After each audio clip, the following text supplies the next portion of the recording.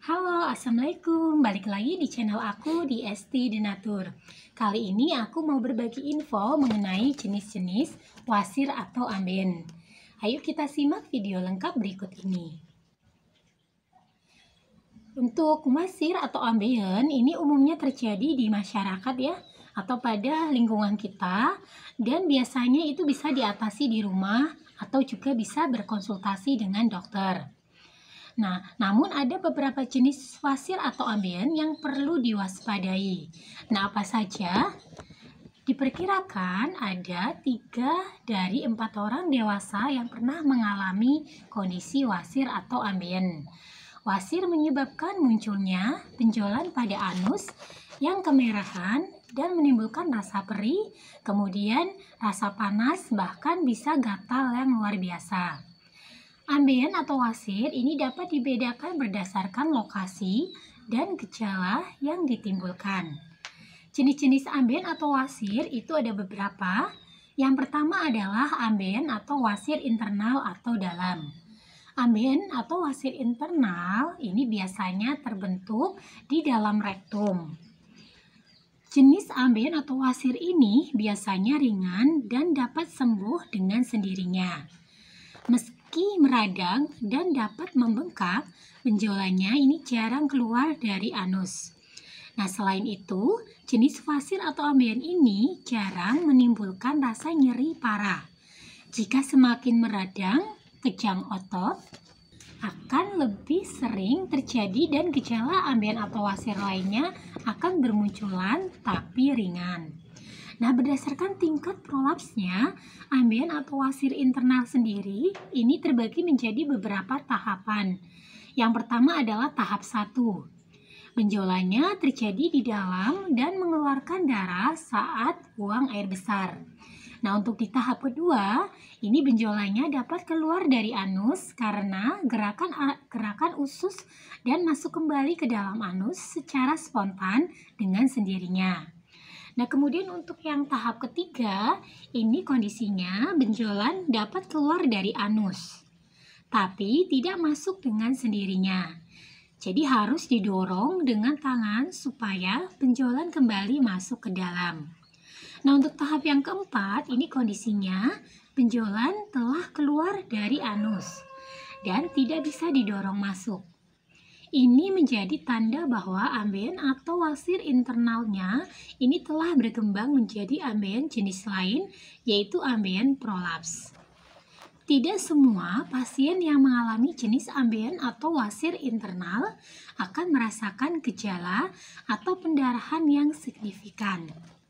Meski demikian, bila telah prolaps atau keluar ke permukaan anus, maka jaringan benjolan ini bisa saja menimbulkan iritasi atau gatal-gatal. Kemudian jenis wasir atau ambien kedua ini adalah ambien prolaps. Ambien internal atau wasir internal yang semakin parah atau terjadi secara berulang, ini bisa berkembang menjadi ambien prolaps. Seperti tadi di awal diinfokan ya. Nah, benjolan pada ambien atau wasir ini sudah keluar dari anus dan benjolannya ini tidak bisa dikembalikan dengan mendorong oleh tangan atau dengan dorongan tangan. Nah, gejala gatal pada anus, perih, dan sensasi panas di anus ini akan sering muncul. Bahkan menyebabkan seseorang susah untuk buang air besar. Pada beberapa kasus, orang dengan kondisi ini perlu menjalani operasi untuk mengangkat ambien atau wasir supaya tidak menyebabkan komplikasi. Nah, berikutnya untuk jenis ambien atau wasir yang ketiga adalah eksternal atau ambien wasir luar. Ambien luar ini terbentuk di bawah permukaan kulit di sekitar anus.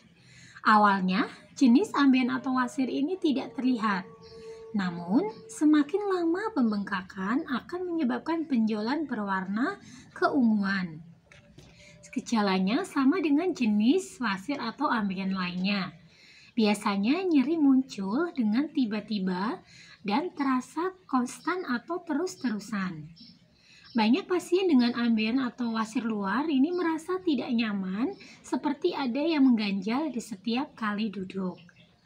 Ambien eksternal atau ambien luar ini bisa meninggalkan bekas luka di kulit sehingga membuat kotoran yang keluar sering tersangkut jika tidak dibersihkan dengan benar. Nah, jenis ini juga bisa memicu terjadinya infeksi kulit. Nah, untuk yang terakhir adalah jenis atau wasir ambien trombosis. Jenis ambien atau wasir ini merupakan komplikasi dari ambien ketika gumpalan darah terbentuk pada benjolan. Kondisi ini dapat terjadi pada ambien internal dan juga eksternal. Beberapa tanda yang akan dirasakan bila mengalami ambien trombosis, yang pertama adalah sakit saat duduk, berjalan, atau buang air besar. Yang kedua, gatal-gatal di sekitar anus. Kemudian yang ketiga, berdarah saat buang air besar. Dan yang keempat, ini anus membengkak atau tumbuh benjolan. Aliran darah di sekitar anus yang terhambat akibat penggumpalan darah ini membuat suplai darah ke jaringan anus ini berkurang.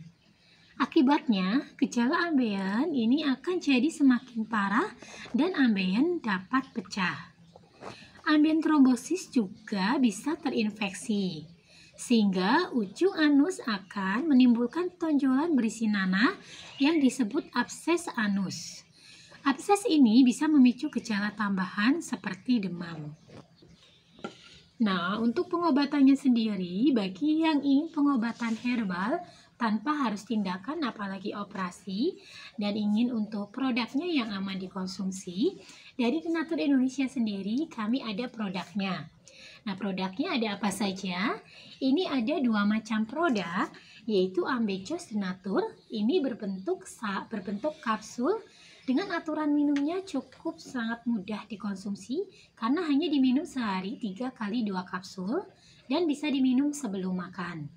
Kemudian untuk obat yang luarnya itu ada Salep Salwa Denatur.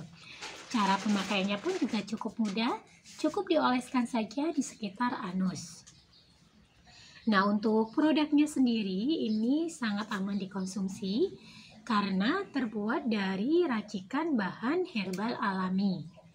Dan produk-produknya pun ini tidak perlu khawatir juga karena sudah terdaftar di BPOM, sudah ada izin Dinkes, kemudian yang muslim pun itu tidak perlu khawatir karena sudah halal MUI. Dan Denatur Indonesia sendiri pun ini sudah memiliki ISO 9001-2015. Di setiap botolnya pun ini tertera nomor POM TR yang sudah didaftarkan di BPOM, di mana untuk Ambejos Denatur nomor POM TR-nya sendiri ini tertera 163-395-051. Kemudian untuk Salep Salwanya ini POM TR-nya 183-718-641. Nah, bagi yang ingin memesan atau ingin untuk memesan produknya, itu silakan bisa langsung hubungi saja kontak kami di nomor 081 329 878 999. Nah, demikian informasi kali ini, semoga bermanfaat. Sampai jumpa di video berikutnya. Terima kasih. Wassalamualaikum warahmatullahi wabarakatuh.